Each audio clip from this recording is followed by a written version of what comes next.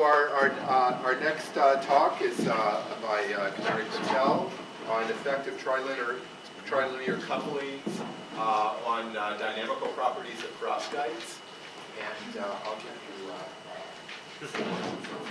yeah. Just forward, backwards, okay.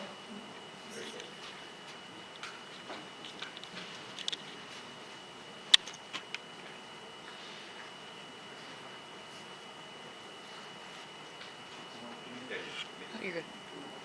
So hello everyone, I am Kinnary Patel from the University of Arkansas.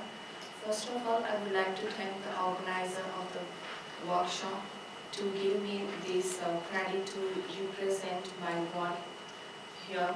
And I also acknowledge the funding agency who funded this research work. So today I am going to give a talk on effect of trilinear coupling on dynamical properties of the perovskites. So here are my outlines. So first I will give a brief introduction like what motivated us to study the effect of trilinear coupling. Then I will discuss the method, then results, and finally I will conclude my talk. So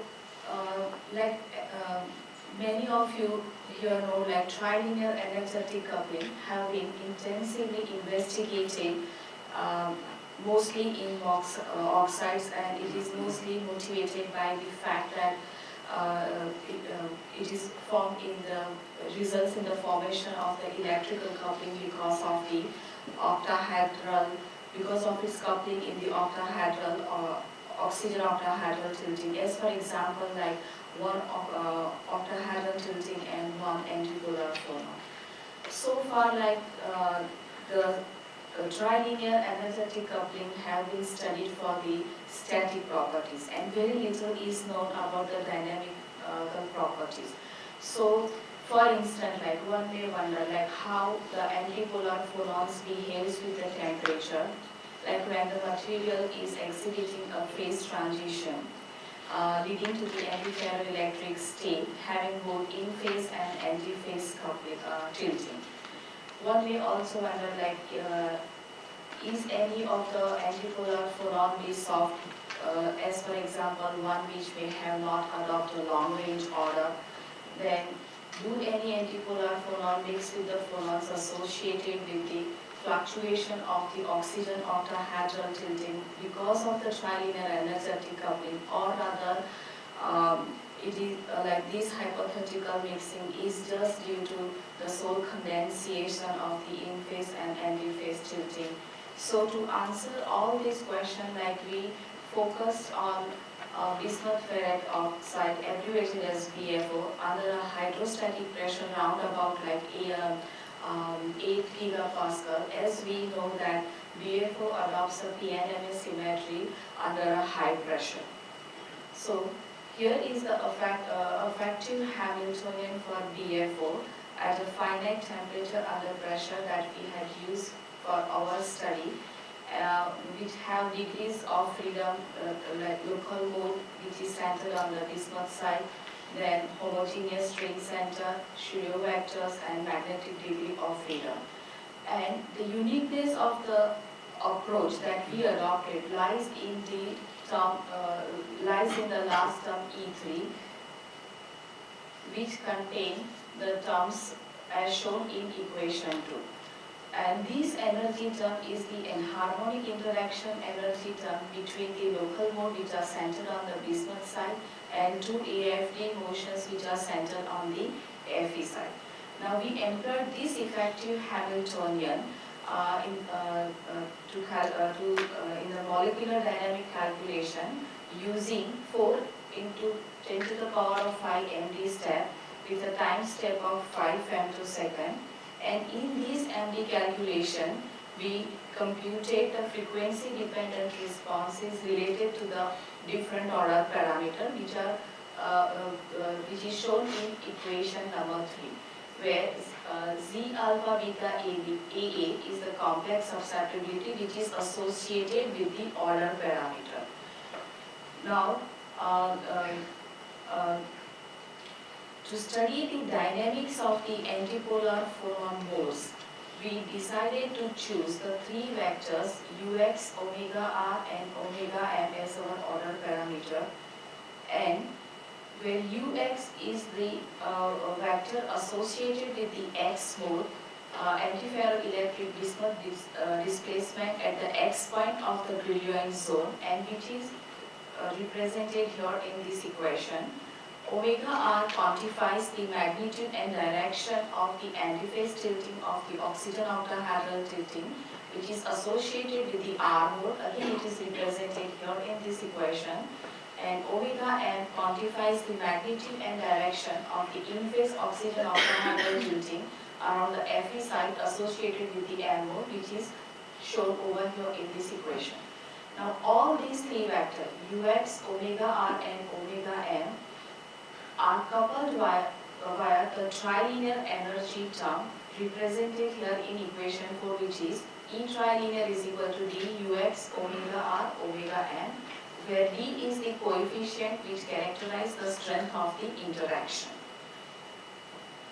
So to understand the dynamics of the antipolar phonon modes, here are the results. So figure 1 represents the temperature dependence of the three vectors ux, omega m and omega r. So we can see from the figure then that when our system DFO is cooled from 1600 K to 900 K in a step of 20 K, then about 1280 K we can see that all the three vectors are null vectors which characterize the cubic paraelectric phase. Now when we further cool the system from 1280 to 1240 K, we can see from the figure that the Z component of omega m strengthens, and at that time the ux and omega r still remain the null vector, and which is characterized as the intermediate state having symmetry P4 MBM. And when we further cool the system down, we can see that the Z component of omega m strengthen, it continue to increase with the decreasing temperature, and the x and y component of ux and omega r, they also like strengthen, they are in fact equal, and we can say that it characterizes the PNMA phase. So here like, how do this phase transition sequence is affecting the dynamics of the antipolar phonon mode. So for that,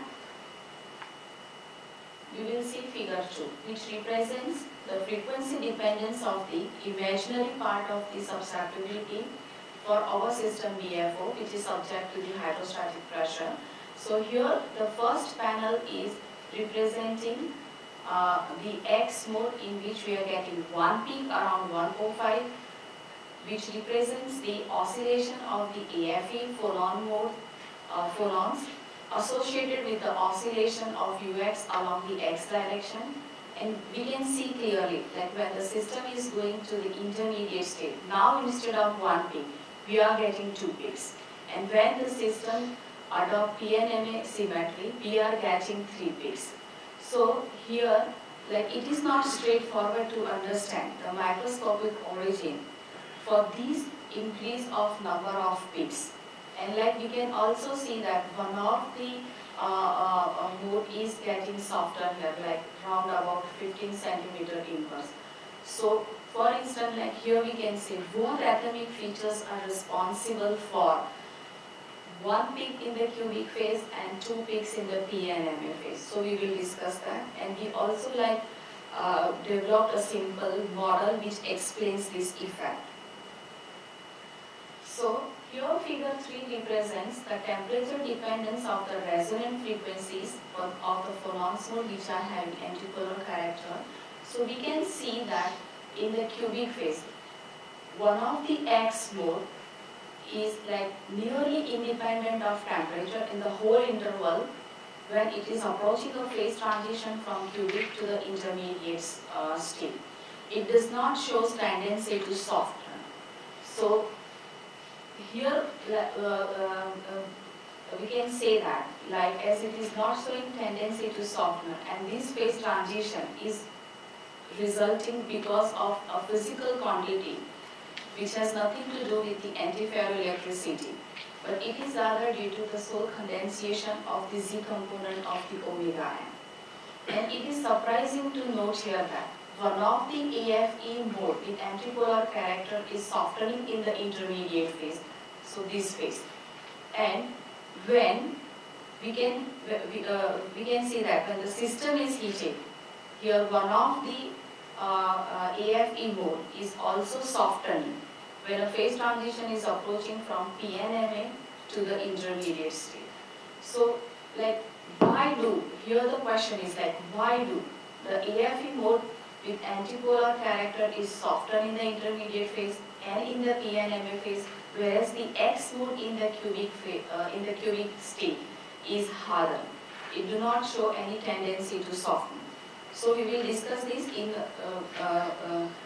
a model, and also to understand this, to understand this surprising effect, we decided to turn our attention to the susceptibilities for the in-phase and anti-phase stating, that is omega R and omega M. So figure 4 represents the temperature dependence of the resonant frequencies for the phonon mode. Now here we can, which are associated with the oxygen octahedral tilting. So we can see that in the cubic phase, the R and M mode, so this is R and the lower one is the M, they soften when approaching the phase transition. They soften when approaching from the critical temperature of 12 ATK. And we can see that this M mode is always smaller than the R mode, and because of the softening of this M mode, we have a phase transition from cubic to the intermediate state at 12 ATK. Now, here we can see that in the intermediate phase, this mode, which is having AFT mode, it is softening, and it is very surprising to realize that this mode is similar to the mode which we get it in the intermediate phase for the AFE mode with the antipolar character. Also we can see that in the PNMA phase, the AFT modes are basically identical to the modes in the PNMA phase that we get for the AFE mode. So to understand this, we developed a model for the antipolar distortion using equation of motion. So the model is represented here in equation 5. Now here these average symbols indicate the spontaneous value and delta is the fluctuation. Now, what these models explain. So first it explains the number of increase of the peaks and mixing of the AFE and the AFD character, as we can see from this figure, these results that literally we get mixing of AFE and AFD modes with the antipolar character. So now we can see that when fluctuation of the X component of UX couples with the fluctuation of the X component of the omega R, when omega mz is finite, that is when it adopts a spontaneous value, then because of this coupling of the fluctuation, we are getting two peaks in the in the intermediate phase. And when the fluctuation of X component of Ux couples with the fluctuation of X component of omega R, when omega Rx is non-null, and it also couples with the fluctuation of the Z component of omega m. So these coupling basically represent that we get three peaks in the PNMA phase, and also it indicates the mixing. So the model that we developed, it fully explains the result that we got in our calculation of the MD calculation. So here, in conclusion, I can say that we studied a BFO to study the dynamics of the antipolar phonon modes, and also we are able to see that there exists an intermediate state between the cubic and PNMA phase. The modes with AFE characters are hard in the cubic phase, and one more, like while they become very soft in the intermediate, as we saw in the result, that one was very soft in the intermediate phase and in the PLMA phase, and we get the increased number of peaks when the system is passing through the phase transition, and our model explains all these surprising effects. Thank you. Okay, thank you. Can you say anything about the mode widths? The breadth of the modes? So that I just like to check the frequencies, like how And what fitting about with the. comparison with experiment or their experiments? And what pressure was this? It was 8 kilopascal. Are there, You assume all your calculation under pressure. Yes. Means you have a low temperature phase, non-polar PNMA. And what will happen if you will have no pressure and you will have polar phase, and in this polar phase you have double unit cell, and at high temperature in 2D it should be there should be just one formula unit per unit cell. So there should be also some doubling of unit cell, and I assume there should be as well some soft mode and blue and boundary. Can you comment? Of course, there is also such intermediate phase, but you did not make such calculations that No, I'm not here.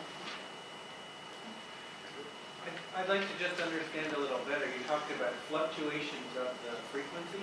Yes. Is that for a particular simulation cell size? Because I would Yes, think if the yes. simulation cell size is bigger, the fluctuations would get smaller. Yeah, so So how does your model include that aspect? so that is like we choose the size of the supercell to be 12 by 12 by 12 Yeah. for that. Yeah, but I think if you wrote the model more generally, you need to have something that scales properly with known behavior of fluctuations of unit cell size. That could be very Yeah. interesting. Okay. so, oh, Yeah, last yes. question? Well, okay, so when you said trilinear term, I thought you were talking about hybrid improper ferroelectric. In any case, your approach, you think that can be done for hybrid improper ferroelectric? Yeah. Actually, like I didn't talk for that, but like little emphasis we put for this study on that also. But for the time constraint, I didn't like talk about that. Oh, you have data? Yeah. Okay, thank you very much. And I want to thank all of the speakers.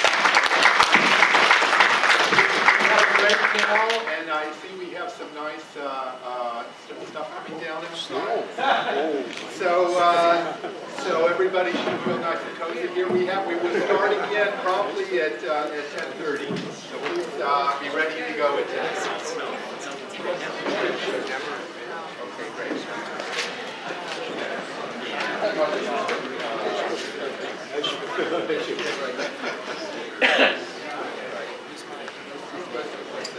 Hi, so it's great to meet you finally. I read all of your books and books, and Thank you very much. I work on this photovoltaic in DFO, and you probably know the paper. Yeah. So finally I meet you. It's great. So I know some of the version work, early work, but you mentioned 47. That probably I don't know. Can I have that reference? Oh, yes. It's a 47.